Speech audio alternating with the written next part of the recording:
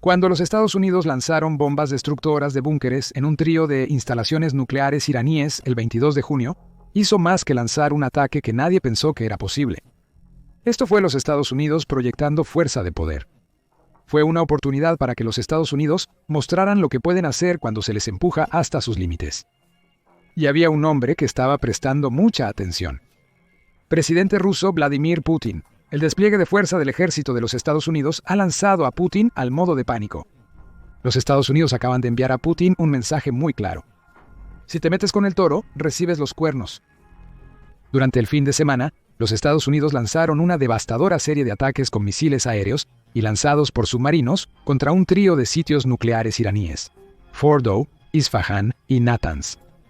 Los Estados Unidos utilizaron sus penetradores de hornancia masiva, bomba guiada por unidad 57, para destruir búnkeres en al menos 2 de esos sitios.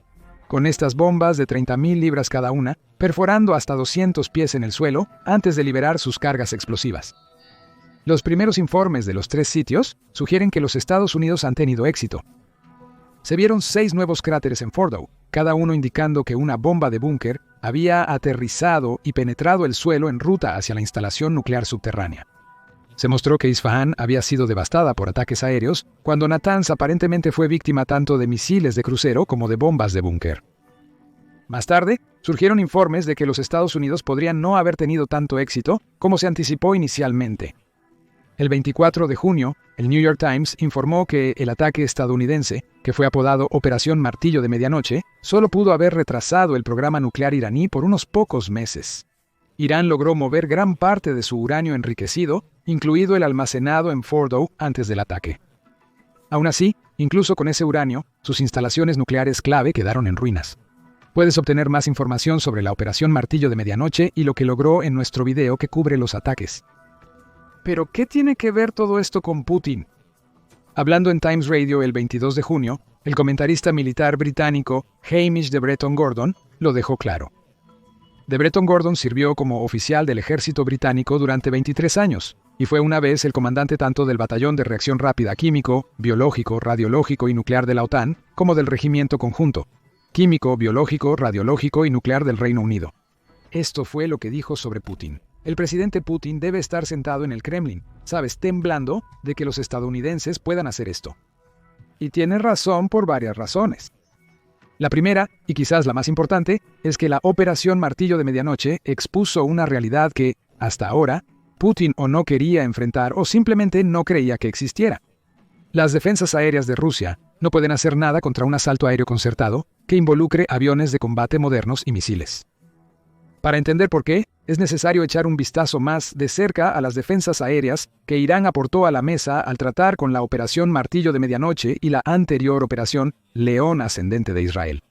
En ambos casos, Israel y los Estados Unidos abrumaron las defensas aéreas de Irán utilizando aviones de combate modernos y un gran número de misiles, prácticamente ninguno de los cuales Irán pudo detener. Ahí radica el problema para Putin. Todo lo que Irán tiene en su arsenal de defensa aérea fue diseñado por Rusia para detener los mismos tipos de ataques que Estados Unidos e Israel habían llevado a cabo. Según la revista Military Watch, Irán comenzó a invertir fuertemente en sistemas de defensa aérea terrestre en los años 1980.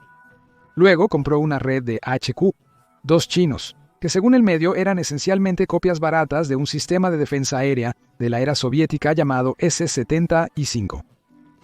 No era mucho, pero para una nación como Irán, que prácticamente no tenía defensas aéreas de las cuales hablar en ese momento, fue un comienzo.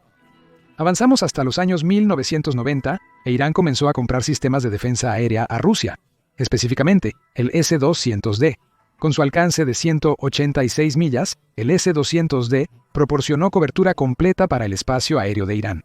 Por primera vez, incluso si el sistema estaba desactualizado y requería recarga manual para usarlo de manera efectiva.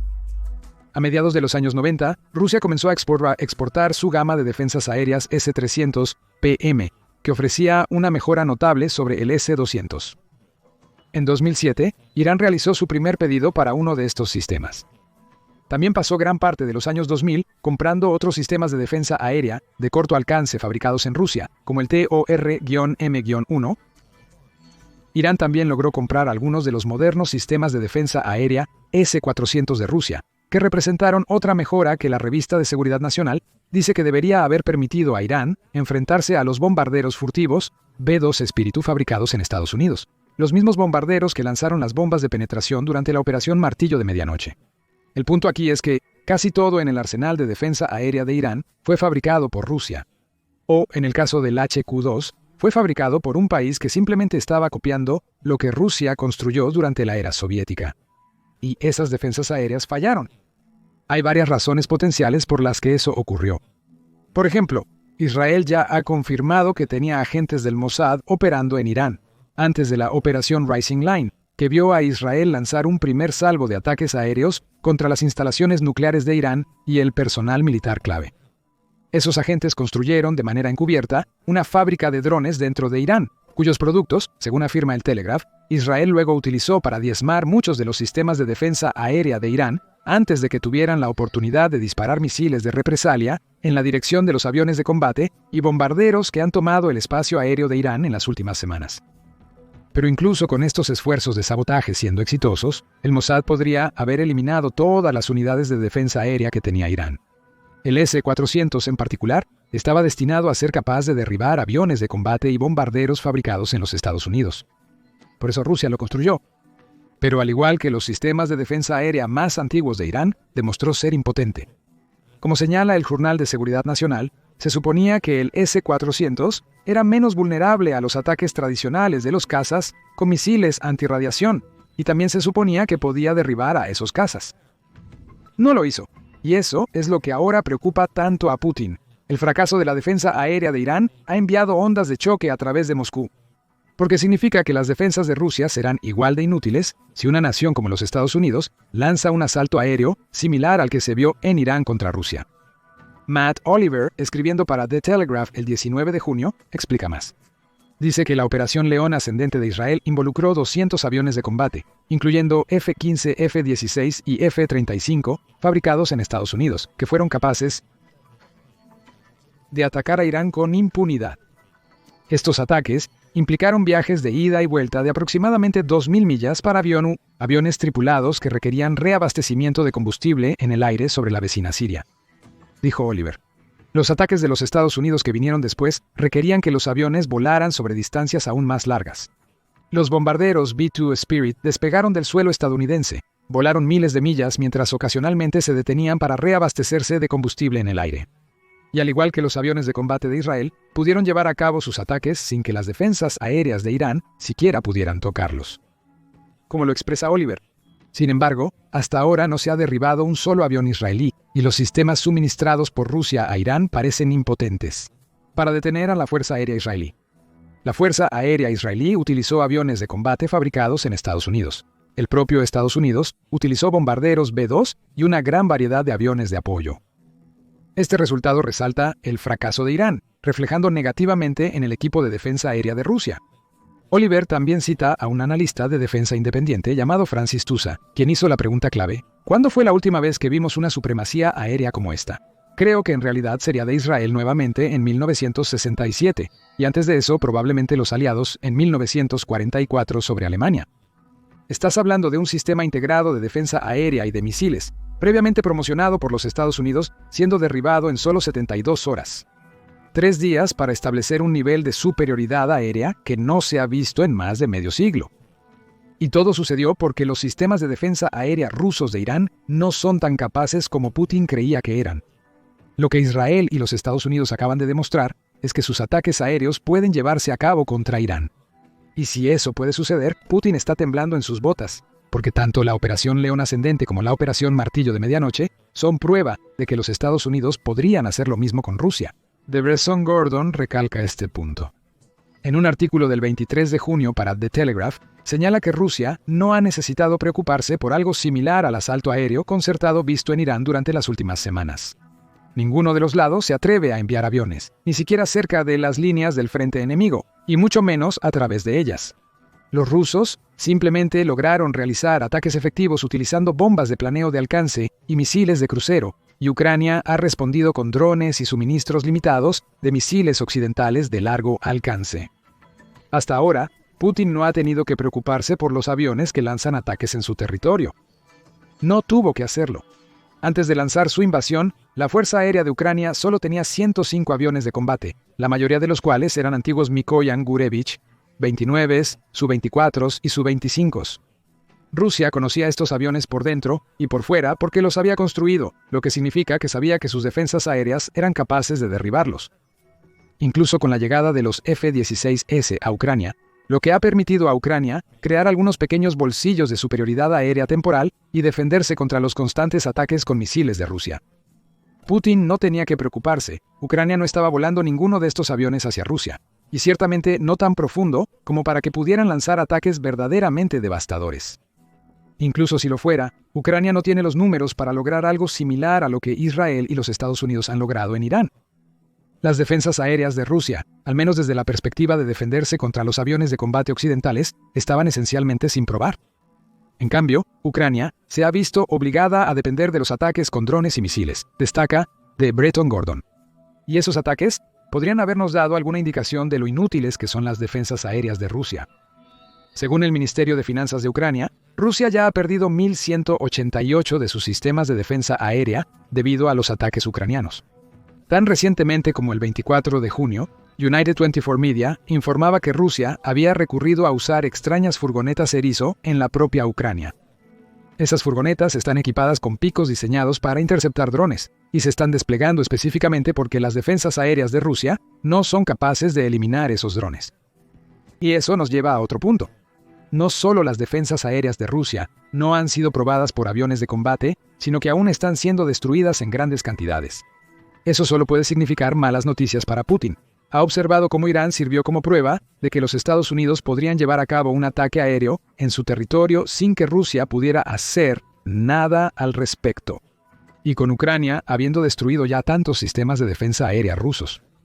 Putin también tiene que lidiar con que sus defensas se debilitan casi a diario mientras libra su guerra de desgaste contra Ucrania.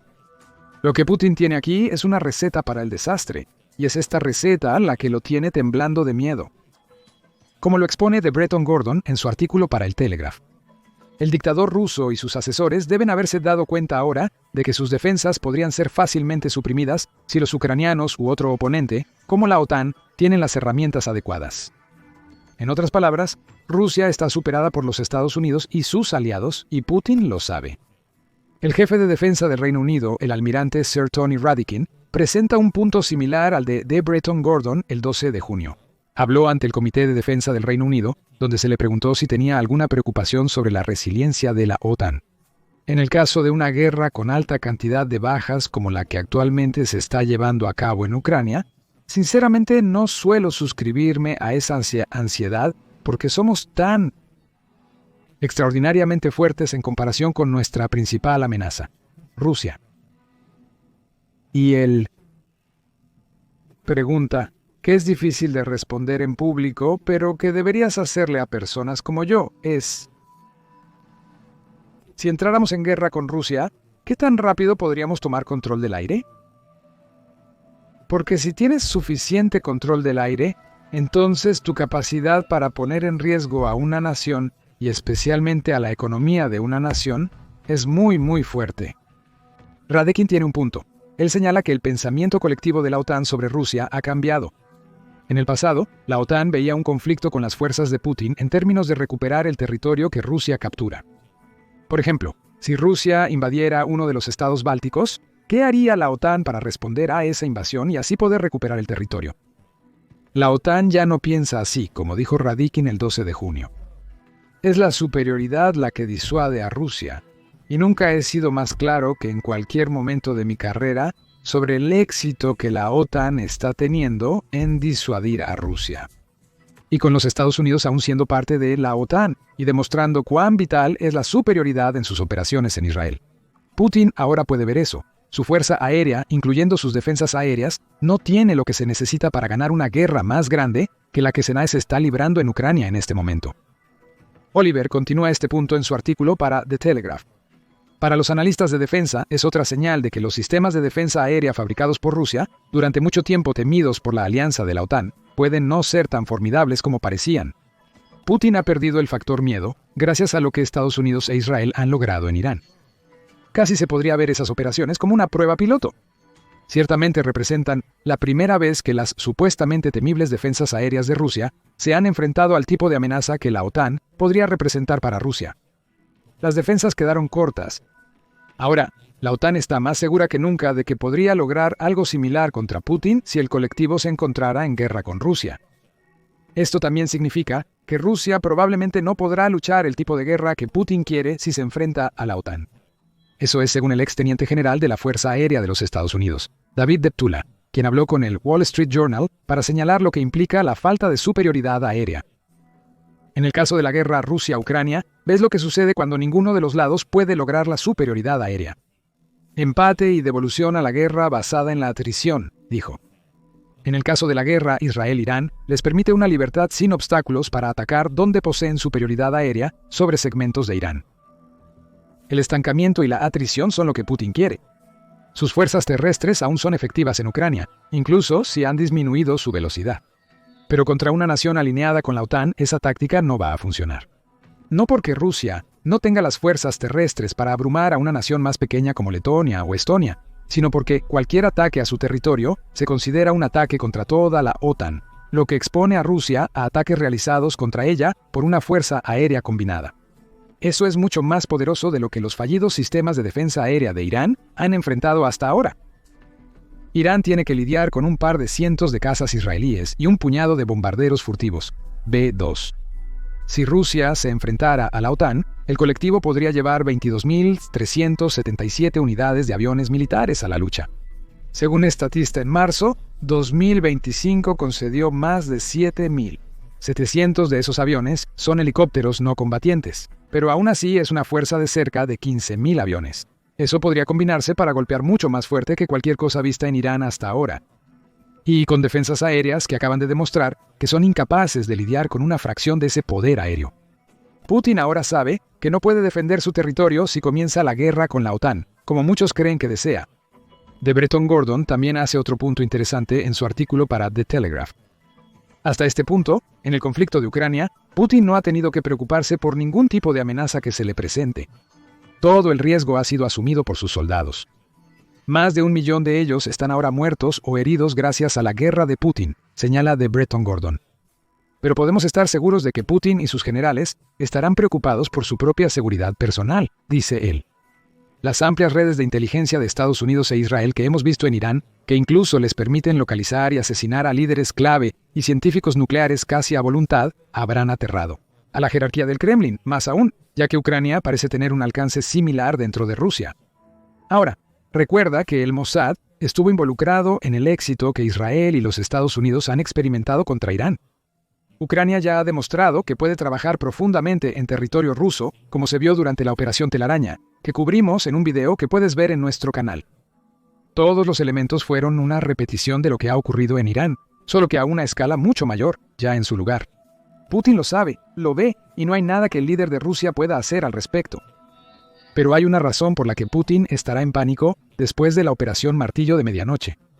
Como se mencionó anteriormente, el miedo a los sistemas de defensa aérea de Rusia ha desaparecido. The Globe and Mail hizo este punto en un artículo del 23 de junio, donde señaló que décadas de presidentes de los Estados Unidos antes de Donald Trump han evitado atacar a Irán. Durante más de 45 años, desde el presidente Carter hasta Biden, todas las administraciones concluyeron que un ataque militar a Irán era demasiado peligroso, demasiado desestabilizador. En el transcurso de una noche, Trump rompió esa tradición con ataques aéreos de los Estados Unidos, causando que el miedo que una vez rodeó a los sistemas de defensa aérea de Rusia se evaporara. Esos ataques han debilitado aún más a Rusia al eliminar esencialmente a un socio en el que Putin confiaba para proporcionar drones y misiles.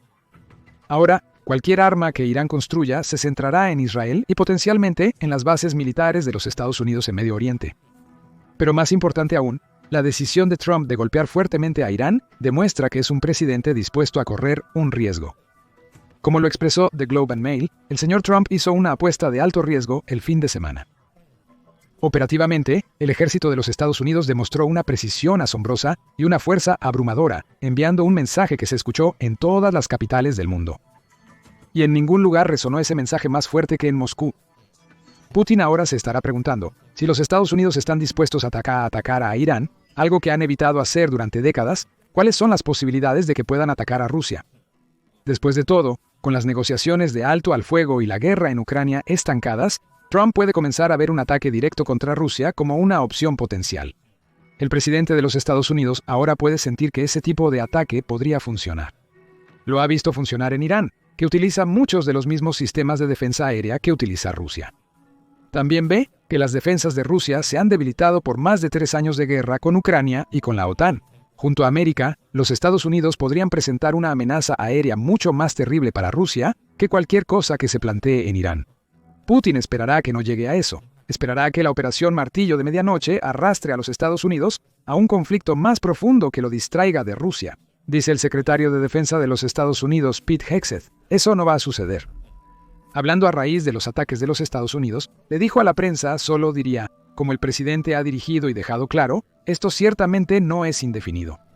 En otras palabras, los Estados Unidos no tienen la intención de usar la operación Martillo de Medianoche como punto de lanzamiento para más ataques contra Irán, aunque responderá a la represalia iraní.